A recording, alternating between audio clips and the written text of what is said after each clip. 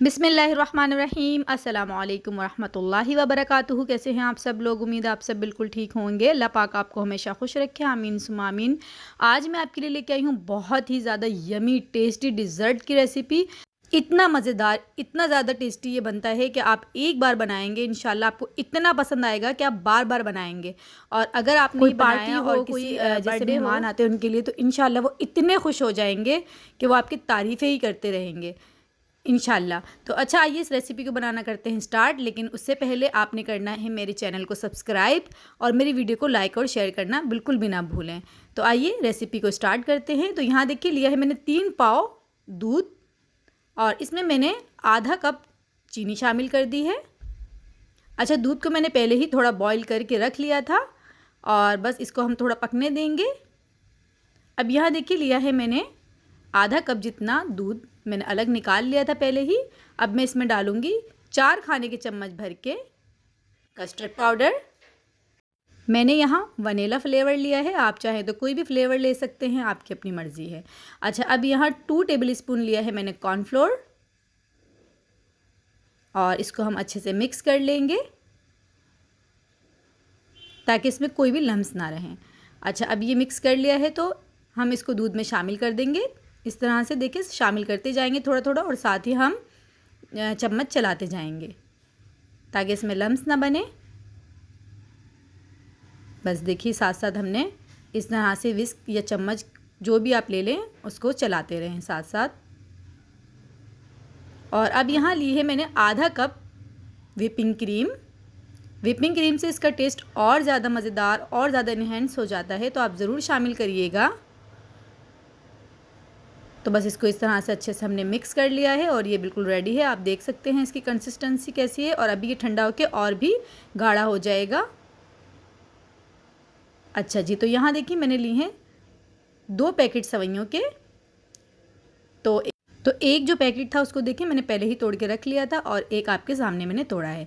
तो बस इस तरह से बारीक बारीक हम कर लेंगे, छोटी छोटी इसको तोड़ लेंगे सवइयों को। और यहाँ 2 से 3 टेबल स्पून हम ले लेंगे घी लेना है, यहाँ ऑयल नहीं लेना। आप चाहें तो बटर ले सकते हैं बट ऑयल नहीं लीजिएगा।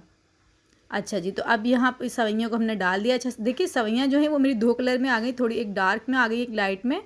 तो इससे कोई मसला नहीं है, आप कोई भी ले सकते हैं, इन दोनों में कलर का कोई मसला नहीं है, ठीक है।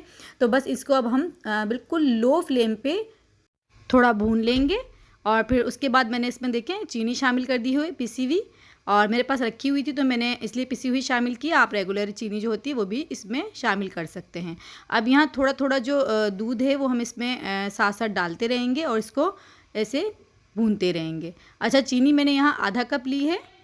आप चाहें तो अपनी टेस्ट के अकॉर्डिंग, अगर आप ज़्यादा मीठा पसंद करते हैं तो आप ज़्यादा भी डाल सकते हैं, आपकी मर्ज़ी है। अब मैंने यहाँ इसमें आधा कप दूध शामिल कर दिया है और आपने देखा है कि मैंने एक साथ शामिल नहीं किया है, तो आपने भी ऐसे ही इसमें दूध डालना है।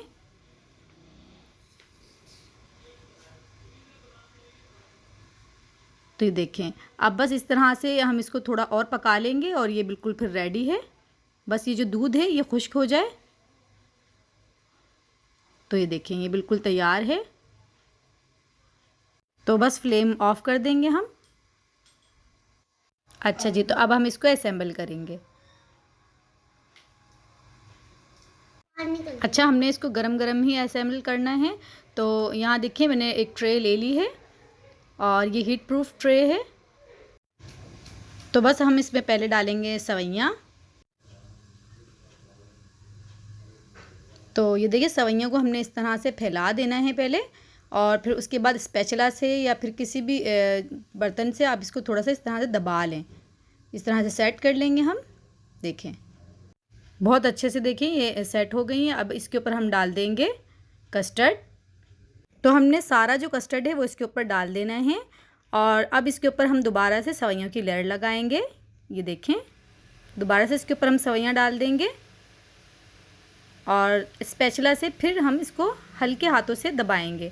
बहुत ज़्यादा ज़ोर से नहीं दबाना है आपने, ऐसा ना हो कि कस्टर्ड ऊपर आ जाए। बिल्कुल हल्के हाथों से इसको सेट कर लेना है इस तरह से। और देखिए माशाल्लाह अच्छे से ये बिल्कुल सेट हो गई हैं।